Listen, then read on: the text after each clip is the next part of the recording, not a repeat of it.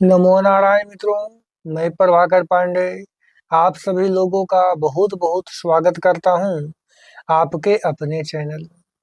आज का दिन सनातन धर्म में अत्यंत पवित्र और शुभ माना जाने वाला पर्व है देवशयनी एकादशी।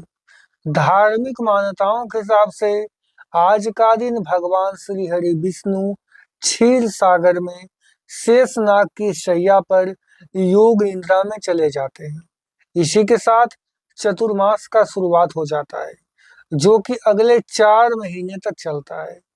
इन 4 महीनों में विवाह, गृह प्रवेश और कई मांगलिक कार्य परंपरागत रूप से स्थगित रखे जाते हैं, जबकि जप, तप, दान, व्रत और भगवान की शक्ति का महत्व कई गुना बढ़ जाता है। कहा जाता है कि जो व्यक्ति देवशयनी एकादशी का व्रत श्रद्धा और नियम पूर्वक करता है, भगवान विष्णु उनकी मनोकामनाएं को सुनते हैं और उसे आध्यात्मिक उन्नति के साथ जीवन में सकारात्मक फल प्रदान करते हैं।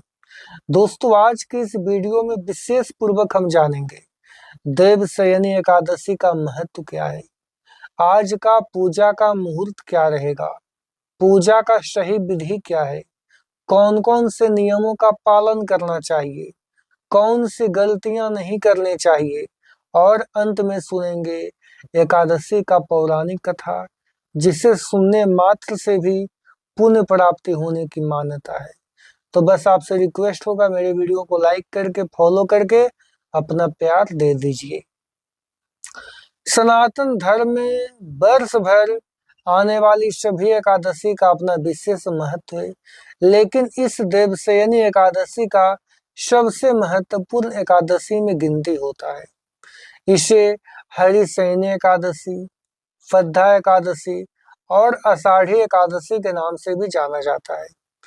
धार्मिक परंपराओं के अनुसार आज का दिन भगवान विष्णु योग निद्रा में प्रवेश करते हैं और 4 महीने बाद देवउठनी एकादशी के दिन पुनः जागृत होते हैं। यही कारण है कि आज से चतुर्मास आरंभ हो जाता है। संत महात्मा भी इन 4 महीनों में एक स्थान पर रह करके साधना, सत्संग और धर्म प्रचार करते हैं। वैसी मान्यता है कि यह किया गया व्रत, जप, दान और भगवान विष्णु का स्मरण विशेष पुण्यदायक माना जाता है। अब बात करते हैं आज का दिन पूजा कैसे करें, पूजा का मुहूर्त वगैरह क्या है। सुबह ब्रह्म मुहूर्त में उठ करके स्नान करें। यदि संभव हो तो गंगा जल मिले हुए जल से स्नान करें, या बगल में गंगा नदी है तो आप गंगा नदी जाकर स्नान कर सकते हैं। साफ और विशेष रूप से पीले या हल्के रंग का कपड़ा धारण करें। पूजा स्थान को साफ करें। भगवान विष्णु और माता लक्ष्मी की प्रतिमा या चित्र स्थापित करें। पूजा के समय घी का दीपक जलाएं। धूप, अगरबत्ती, पीले पुष्प और तुलसी दल अर्पित करें। भगवान को पंचामृत, फल और यदि संभव हो तो खीर का भोग लगावें। इसके बाद विष्णु सहस्त्र नाम, विष्णु चालीसा या भगवत गीता के किसी अध्याय का पाठ करें। यदि समय कम हो तो कम से कम 108 बार इस मंत्र का जाप अवश्य करिएगा। यह मंत्र भगवान विष्णु को अत्यंत प्रिय मंत्र माना जाता है। अगर आप पूजा घर में करना चाहते हैं, कई लोग पूजा जो है धूमधाम से करते हैं, तो वैसे लोगों को बता रहे हैं। सबसे पहले भगवान गणेश का स्मरण करें। इसके बाद भगवान विष्णु और माता लक्ष्मी का ध्यान करें। भगवान को जल अर्पित करें। फिर पंचामृत से अभिषेक करें। चंदन लगाएं। पीला फूल अर्पित करें। तुलसी दल अर्पित करें। धूप और दीपक दिखाएं। फल और मिष्ठान का भोग लगावें। इसके बाद विष्णु जी का आरती करें। पूरे परिवार के साथ आरती करना अत्यंत शुभ माना जाता है। मेरे प्रिय दर्शकों, आज का दिन अगर आपको दान करना है तो अपने श्रद्धा के हिसाब से अन्न दान करें, जल दान करें, पीला वस्त्र दान करें, केले का फल दान करें, चने की दाल, हल्दी, घी, छाता, गरीब आदमी को भोजन करा सकते हैं। मेरे प्रिय दर्शकों, अगर किसी कारणवश बड़ा दान संभव न हो तो छोटा दान भी करना अत्यंत पुण्यदायक होता है। लेकिन आज आपको विशेष बातों का ध्यान रखना चाहिए। आज का दिन वैसे लोगों से बात न करें जो कि मांस मदिरा का सेवन करते हैं, या जो लोग एकादशी का व्रत नहीं कर रहे हैं, केवल कथा सुनने के लिए वीडियो में आए हैं, वह क्रोध और कटु वचन से बचें। झूठ बोलने और किसी के अपमान करने से बचें। पेड़ पौधा को बिना आवश्यकता के नियम नुकसान न पहुंचाएं। तुलसी के पौधे को प्रणाम करें। मेरे प्रिय दर्शकों, अब आइए जानते हैं कि इनका पौराणिक कथा क्या है। पुराणों के अनुसार प्राचीन समय में राजा मानधाता नाम के एक अत्यंत धर्मात्मा और न्यायप्रिय व्यक्ति थे। उनकी प्रजा सुखी थी, राज्य समृद्ध था और चारों ओर खुशहाली था। लेकिन एक समय वैसा आया जब उनके राज्य में लगातार बरसों तक वर्षा नहीं हुई। खेत सूख गए, नदियां और तालाब खाली हो गए, अन्न का संकट पैदा हो गया और प्रजा भूखमरी से परेशान होने लगी। राजा ने अपने मंत्रियों और विद्वानों से समाधान पूछा, लेकिन किसी के पास कोई उपाय नहीं था। तब राजा वन में गए और महान तपस्वी महर्षि अंगिरा के आश्रम पहुंचे। राजा ने विनम्र होकर के अपनी समस्या बताई और प्रजा के कल्याण का उपाय पूछा।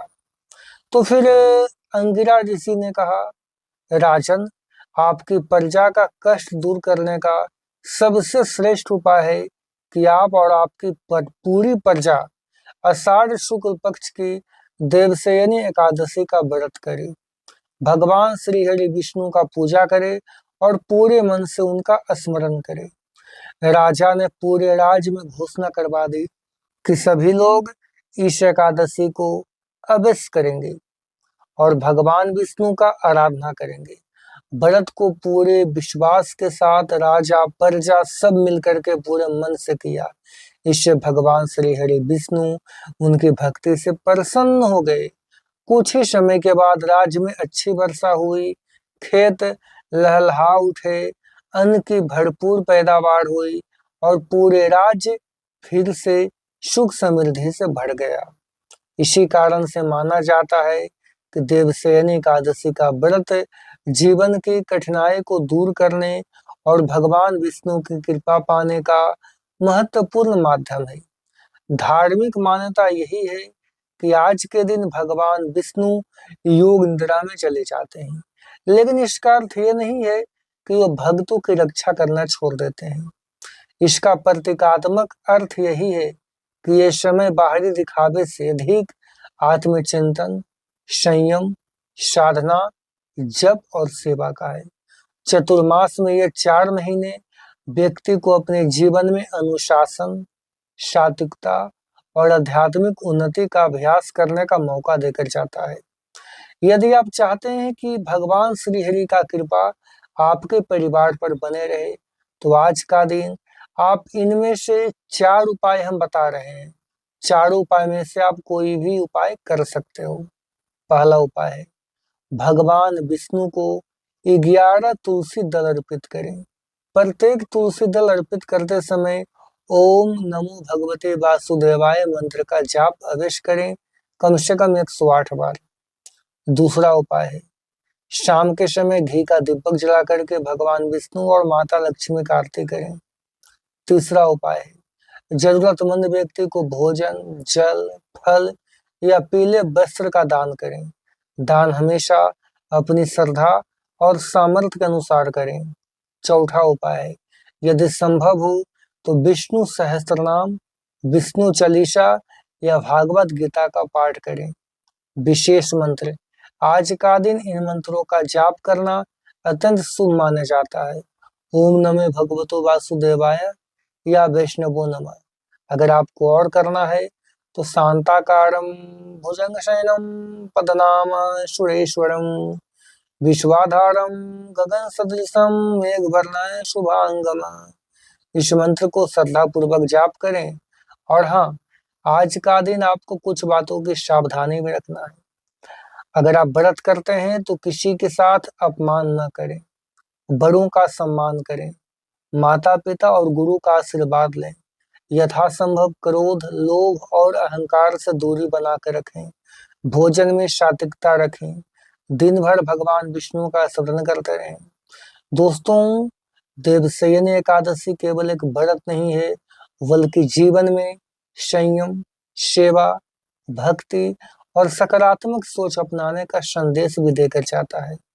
यदि आप सच्चे मन से भगवान विष्णु का आराधना करते हैं, सदाचार का पालन करते हैं और दूसरे के प्रति करुणा रखते हैं, तो यही इस पर्व का सबसे बड़ा साधना भी माना जाता है। अगर आप लोग व्रत नहीं कर रहे हैं, तो कम से कम इतना काम तो अवश्य करिए। तो दोस्तों, अगर आपको ये जानकारी उपयोगी लगे, तो वीडियो को लाइक करें, अपने परिवार और मित्रों को शेयर करें और हमारे चैनल को सब्सक्राइब करना न भूलें। कमेंट में लिखें ओम नमो भगवते वासुदेवाय। जय श्री हरि विष्णु, जय लक्ष्मी नारायण। आप लोगों को मेरा वीडियो देखने के लिए धन्यवाद।